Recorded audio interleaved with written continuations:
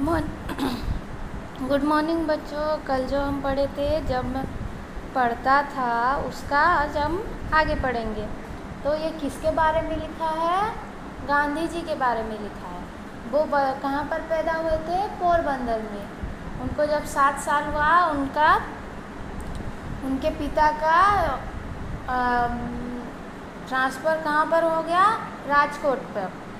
वो एक दिन उनके पिता क्या लाए? श्रवण कुमार पितृभक्ति लाए। श्रवण पितृभक्ति का एक किताब लाए। तो उन्होंने उसे शौक़ से पढ़ा और सोचा कि हमेशा अपने पिता का सेवा करेंगे। और एक बार उन्होंने क्या नाटक देखा? सत्यवादी हरिश्चंद्र का नाटक देखा। तो उन्होंने सोचने लगे कि हर कोई सत्यवादी के हरिश्चंद्र की तरह क्यों नहीं होते, ऐसा सोचने लगे। आज हम आगे पढ़ेंगे। एक भूल की सज़ा आज तक पा रहा हूँ। पढ़ाई के लिए लिखावट का अच्छा होना ज़रूरी नहीं है। यह गलत विचार मेरे मन में पता नहीं कहाँ से आ गया, जो इंग्लैंड जाने तक मेरे साथ रहा।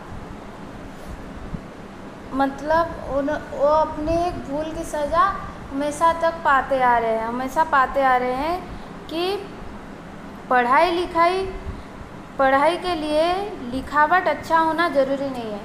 पढ़ाई अगर अच्छा पढ़ोगे तो अच्छा लिखावट भी ज़रूरी है कि नहीं?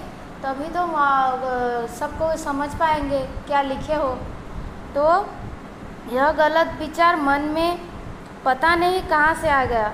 गांधी जी के मन में वो विचार कहाँ से आ गया पता नहीं, कि इंग्लैंड वो जब गए पढ़ाई करने तब तक रहा, वहाँ तक उनका रहा। आगे चलकर जब मैंने दूसरों की मोती जैसे अक्षर देखे तो मुझे अपने इस विचार पर बहुत पछतावा हुआ। जो लोग अच्छे से लिखते हैं उनका अक्षर जो अच्छा दिखता था, गांधी जी उनका अक्षर देखकर बहुत उनको पछतावा होता था कि क्यों मैंने अपना लिखावट नहीं सुधारी, क्यों मैंने अच्छी लिखावट नहीं लिखी, ऐसा बोल के आगे चलकर उनको बहुत पछतावा हुआ। मैंने देखा कि बुरी लिखावट अपूर्ण शिक्षा की निशानी है। जो बुरी लिखावट, उन्होंने देखा और सोचा कि जो बुरी लिखावट होता है वो पूरा शिक्षा की निशानी नहीं होती। अपूर्ण शिक्षा मतलब आधी शिक्षा की निशानी होती है। बाद में मैंने अपनी लिखावट को सुधारने की बहुत प्रयत्न किया, परंतु बाद में वो लिखावट को सुधारने की बहुत सारी कोशिशें की। अच्छे से कैसे लिख पाएंगे, इसलिए बहुत सारे प्रयत्न किए, परंतु पक्के घड़े पर मिट्टी चढ़ सकती है।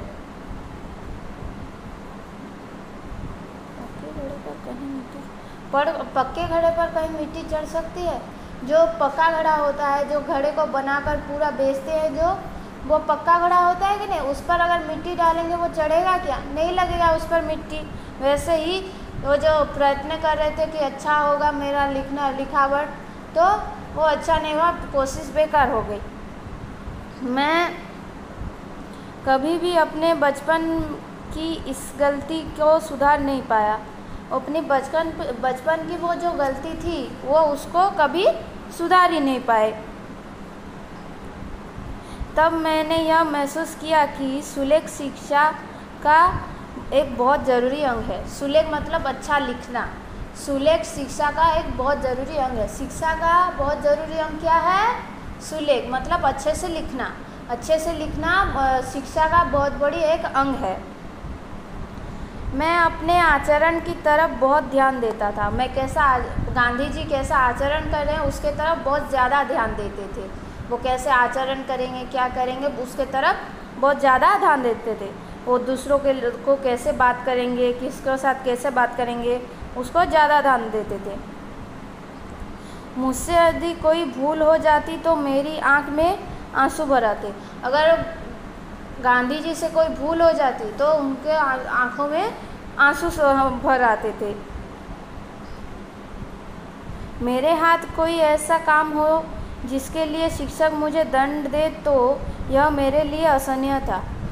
अगर उनके हाथ के ऐसा कोई काम हो जाए कि शिक्षक उसे उनको दंड दे तो उनको ये बहुत असहनीय था। वो बहुत सह नहीं पाते थे कि मुझे दंड मिला शिक्षक से, मुझे अच्छा वो नहीं बोले, दंड मिला, ये सोच कर वो सोचते रहते हमेशा। मुझे याद है कि एक बार जब मैं पहली या दूसरी कक्षा में था, मुझे मार खानी पड़ी थी। गांधी जी को अच्छे से याद नहीं कि वो पहली या दूसरी कक्षा में जब थे उनको मार खानी पड़ी थी। मुझे मार का दुख ना था, पर मैं दंड का पात्र समझा गया, इस बात का बहुत दुख था। उनको मारा गया उस बात का दुख नहीं था, लेकिन उनको दंड का पात्र मतलब उन्होंने जो भूल किया है या नहीं उनको पता नहीं, जो भूल किया है समझ रहे हैं उसका बहुत अफसोस था उन्हें कि उन्हें दंड का पात्र माना गया। इस बात की बहुत दुख था, उस बात की बहुत दुख थी उन्हें। दूसरी बार जब सज़ा मिली तब कक्षा 7 में था। दूसरी बार जब सज़ा उनको मिला तो वो किस कक्षा में थे? 7 कक्षा में, 7 क्लास में थे। उस समय के हमारे हेडमास्टर साहब विद्यार्थियों को बहुत प्रिय थे। जो उस समय जो क्लास 7 में जब गांधी जी थे तो जो हेडमास्टर थे वो विद्यार्थियों को बहुत प्यारे थे। जो बच्चे होते हैं उनको बहुत प्यार करते थे। वे कड़ा अनुशासन रखते थे, वो बहुत सख्त अनुशासन रखते थे। वो जो भी चीज़ अगर नियम बनाएंगे उसको मानना पड़ेगा। वे स्वयं ठीक काम करते थे और दूसरों को भी ठीक काम लेते थे। वो खुद भी ठीक काम करते थे, सब सही करते थे और दूसरों से भी सही काम की आशा रखते थे। वो भी सही काम करें इसकी आशा रखते थे। वे एक अच्छे अध्यापक थे। वो जो हेडमास्टर थे वो बहुत अच्छे अध्यापक थे। उन्होंने बड़ी कक्षाओं को छात्रों के लिए व्यायाम और क्रिकेट को अनिवार्य कर दिया। वो बड़े क्लास के छात्रों के लिए व्यायाम और क्रिकेट हर दिन खेलेंगे, ये बात को सुनिश्चित कर दिया उन्होंने। अनिवार्य मतलब ज़रूरी कर दिया। सो वो व्यायाम और क्रिकेट जो बड़े क्लास के छात्र हैं हर दिन खेलेंगे। लेकिन मेरा मन इन चीज़ों में नहीं लगता था। गांधी जी का मन उन चीज़ों में नहीं लगता था। न जाने का कारण शायद मेरा संकोची स्वभाव भी था। न जाने का कारण क्या था? वो संकोची थे, मतलब सबको खुल के कुछ नहीं बोलते थे, इसीलिए वो ना जानने का वही कारण बता रहे थे। जबकि अब मुझे लगता है कि व्यायाम के प्रति अरुचि मेरी गलत थी। जो व्यायाम के प्रति जो उनका अरुचि था वो संकोची थे, मतलब वो खुल के किसी के साथ बात नहीं करते थे। वो ऐसी जो सोच रहे थे वो गलत था। उस समय मेरे मन में गलत विचार घर की हुआ था।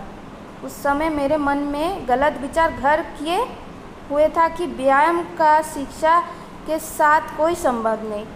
जो वो सोच रहे थे, घर में सोच रहे थे कि व्यायाम जो होता है शिक्षा से कोई संबंध नहीं रखता है। व्यायाम जो होता है शिक्षा से संबंध रखता है कि नहीं बच्चों? हम अगर व्यायाम करेंगे तो हमारा शरीर तंदुरुस्त रहेगा, हम अच्छे से मन लगाकर पढ़ पाएंगे कि नहीं? बाद में समझा कि पढ़ाई के साथ साथ व्यायाम करना भी ज़रूरी होता है।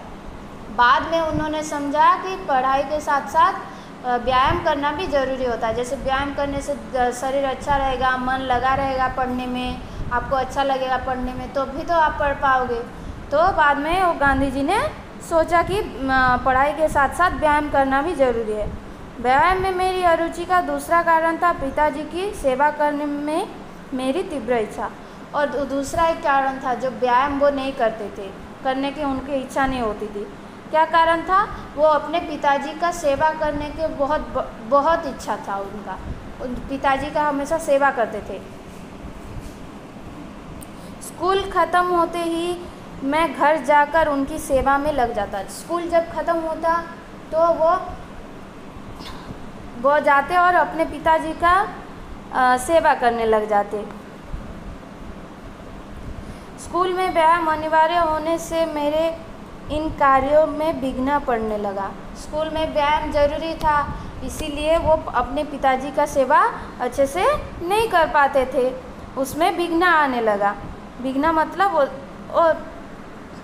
इसमें कुछ उनको खराब लगने लगा।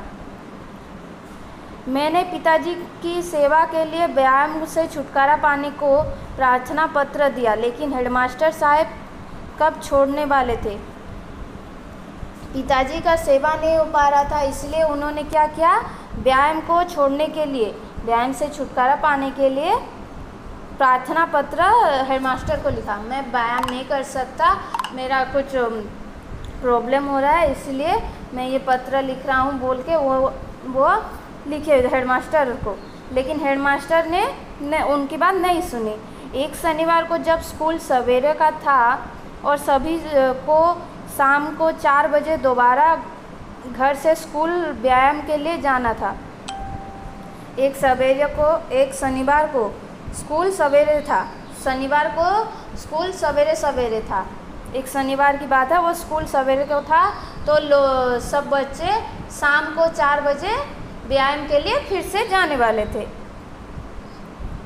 मेरे पास घड़ी नहीं थी, गांधी जी के पास तब घड़ी नहीं थी। आकाश में बादल थे, इससे समय का पता न चला। आकाश में बादल गिरे हुए थे तो वो समय का पता नहीं जानते थे। पहले लोग क्या करते थे, वो सूर्य को देखकर सन को देखकर पता करते थे कि नहीं कितना टाइम हुआ है, कितना है, और वो सही निकलता था जो बोलते थे। लेकिन वो दिन क्या था, बादल हो गया था, तो बादल से घिरा हुआ था, तो उनको पता नहीं चला। मैं बादलों से धोखा खा गया और जब स्कूल पहुंचा तो सब जा चुके थे। वो बादलों से धोखा खा गए कि कितना टाइम हुआ है पता नहीं चला उनको। तो वो क्या हुआ, तो वो स्कूल जब पहुंचे तो सब जा चुके थे। स्कूल जब पहुंचे व्यायाम करके सब जा चुके थे। दूसरे दिन मुझसे कारण पूछा गया। दूसरे दिन उनसे पूछा गया कि तुम कल व्यायाम करने क्यों नहीं आए। मैंने जो बात थी वो बता दी। वो गांधी जी ने जो बात हुआ था, बादल के कारण वो टाइम का पता नहीं चला और इसलिए नहीं आ पाए, इसे बोला उन्होंने। हेडमास्टर साहब ने उसे नहीं माना। हेडमास्टर साहब ने बोला कि तुम गलत बोल रहे हो, तुम झूठ बोल रहे हो बोल के उसको नहीं माना। और मुझ पर 1 या 2 आने का ठीक से पता नहीं जुर्माना लगा दिया। तब जुर्माना लगाते थे कितने आने का, तो 1 या 2 आने का उनको जुर्माना लगा दिया। मैं झूठा बना, मुझे भारी दुख हुई।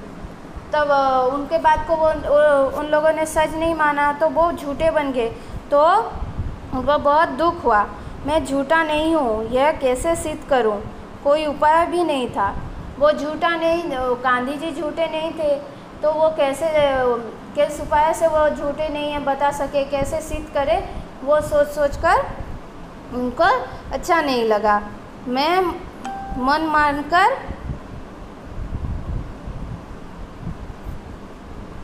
मानकर रह गया। मैं अपने मन में दबा कर ही रह गया वो बात।